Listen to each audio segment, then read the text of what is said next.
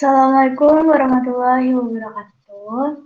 Yang terhormat Ibu Rina Rita Marpaung, SPD MPD, dan teman-teman yang berbahagia, di sini izinkan kami dari kelompok 9 ingin menyampaikan hasil diskusi kami yang berjudul Keanekaragaman Hayati. Adapun anggota kelompok 9 adalah Nanda Hoirunisa dengan NPM 2153023001, Nikade Dewi Anggreni dengan NPM 2113023045, Dinda Aulia dengan NPM 2113023065, Della Anggreni 2113023069, serta Liam Tielina Simbolon dengan NPM 2113023071.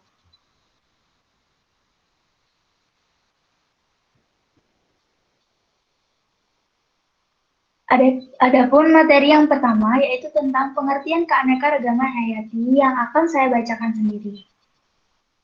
Pengertian keanekaragaman hayati adalah keanekaragaman yang ditunjukkan dengan adanya variasi makhluk hidup yang meliputi bentuk, penampilan, jumlah, serta ciri lain.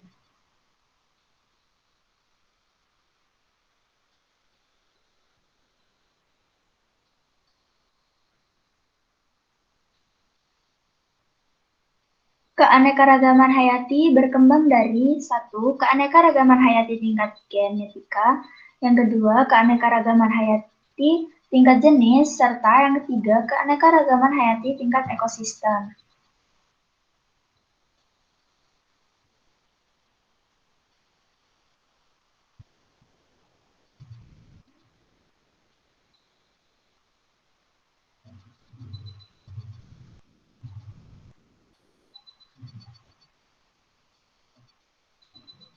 Baik, materi selanjutnya akan disampaikan oleh rekan saya, yaitu Liam Tielina Simbolon.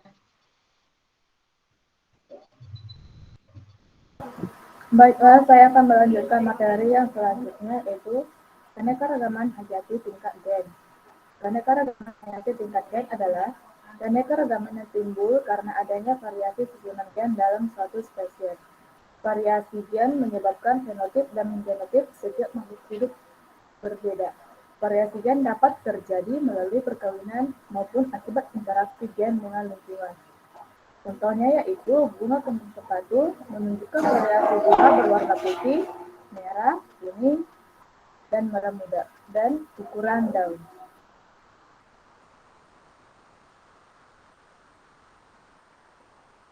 Yang berikutnya adalah keanekaragaman hayati tingkat jenis. Keanekaragaman hayati tingkat jenis adalah keanekaragaman yang timbul karena adanya perbedaan-perbedaan pada berbagai spesies makhluk hidup di suatu tempat. Dua makhluk hidup dikatakan satu spesies jika keduanya dapat melakukan perkawinan secara bebas dan menghasilkan keturunan yang subur. Keanekaragaman jenis biasanya dijumpai pada suatu tempat tertentu yang dihuni kumpulan makhluk hidup dari berbagai spesies atau komunitas. Misalnya, di halaman terdapat pohon mangga, bunga mawar, semut, belalang, dan kupu-kupu. Yang berikutnya adalah keanekaragaman hayati tingkat ekosistem. Keanekaragaman tingkat ekosistem adalah keanekaragaman yang timbul karena adanya interaksi antara lingkungan abiotik tertentu dengan sekumpulan makhluk hidup tertentu. Makhluk hidup yang beraneka ragam berinteraksi dengan sesamanya dan dengan lingkungan abiotik seperti air, tanah, cahaya matahari, suhu, kelembaban, dan kombinasi tersebut membentuk lingkungan yang beragam. Contohnya adalah ekosistem sungai, ekosistem terumbu karang, dan ekosistem hutan. Berikutnya saya kembalikan kepada moderator. Baik, materi selanjutnya akan disampaikan oleh Nanda Hoirunisa. Baik, terima kasih Bella. Keanekaragaman hayati Indonesia. Keunikan keanekaragaman hayati di Indonesia ditandai oleh 1. Adanya fauna bertipe oriental, australis, dan peralihan. 2. Memiliki tumbuhan flora bertipe Malaysiana. 3. Memiliki hewan dan tumbuhan yang endemik. Dan 4. Memiliki hewan dan tumbuhan yang langka. Ciri-ciri hewan daerah oriental. 1. Mamalia berukuran besar misalnya gajah Sumatera, banteng, dan harimau Sumatera. 2. Banyak jenis primata, misalnya orang hutan Sumatera, orang hutan Kalimantan, dan kera. 3. Warna bulu burung kurang menarik dan tidak beragam, misalnya burung rangkop dan murai.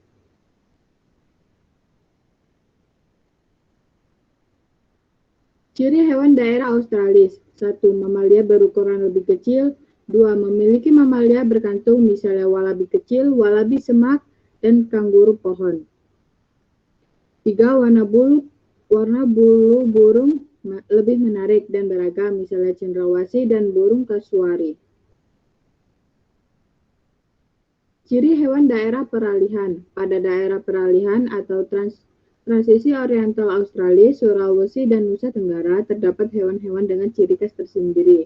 Misalnya komodo di Pulau Komodo, Nusa Tenggara Timur, babi rusa, dan burung maleo di Sulawesi. Baik, saya kembalikan ke moderator.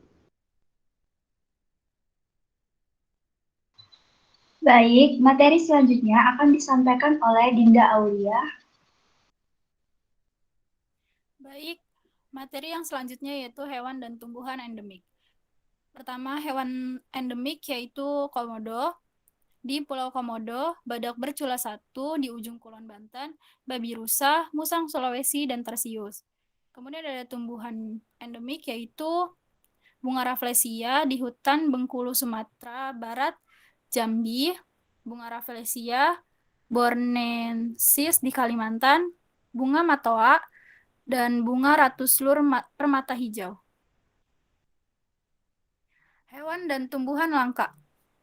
Hewan langka yaitu badak Sumatera, harimau Sumatera, tapir, dan komodo. Kemudian tumbuhan langka yaitu matoa, gandaria, badali, sawo keci, dan bendi.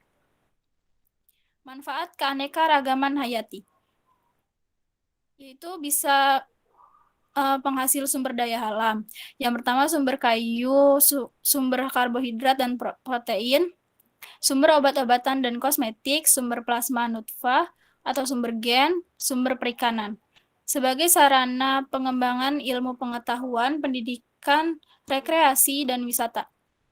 Kemudian manfaat yang selanjutnya yaitu dari aspek sosial dan budaya masyarakat. Selanjutnya akan saya kembalikan ke moderator.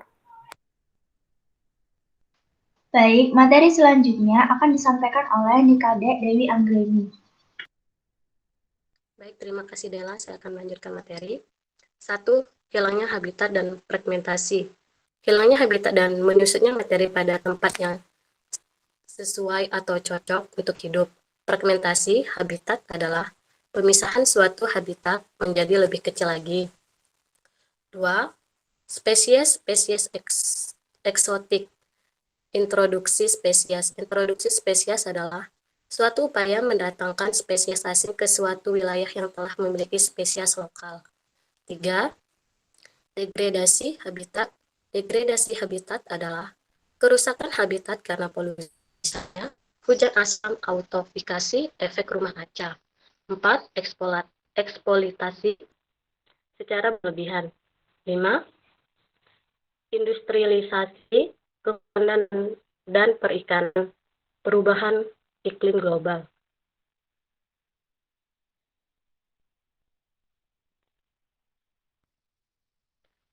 Usaha pelestarian keanekaragaman hayati melalui konservasi sebagai berikut. 1. Cagar alam yaitu kawasan suaka alam yang memiliki tumbuhan, hewan, ekosistem yang khas sehingga perlu dilindungi. Contoh, cagar alam hutan pinus, Jantoi di Aceh, cagar alam lembah Anai di Sumbar. 2. Suaka marga satwa yaitu kawasan suaka alam yang memiliki ciri khas berupa keanekaragaman dan keunikan jenis satwa, hewan, yang untuk kelangsungan hidupnya dapat dilakukan pembinaan terhadap habitatnya. 3. Taman nasional adalah kawasan pelestarian alam yang dimiliki oleh ekosistem asli yang dikelola dengan sistem zonasi. Taman ini biasanya dimanfaatkan untuk tujuan penelitian, ilmu pengetahuan, pendidikan, menunjang budidaya, wisata, dan rekreasi alam. Taman wisata alam yaitu kawasan pelestarian alam dengan tujuan untuk kepentingan pariwisata dan rekreasi alam. 5. Taman buru, yaitu kawasan yang di dalamnya terdapat potensi satuan buru yang diperuntukkan untuk rekreasi berburu. Contoh Taman Buru Pulau Bini di Sumatera Utara, Taman Buru Semidang, Bukit di Kelabu di Bengkulu. Sekian materi saya kembalikan ke Dea.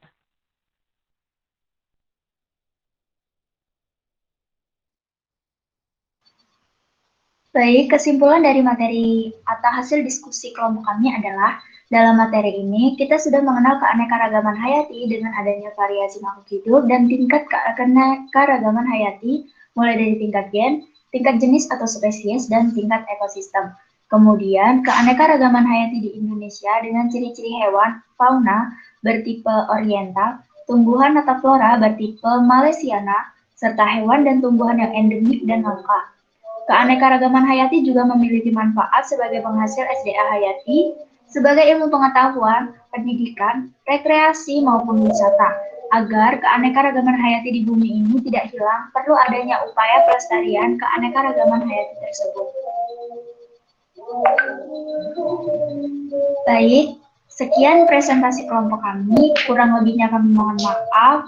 Kami akhiri. Wassalamualaikum warahmatullahi wabarakatuh.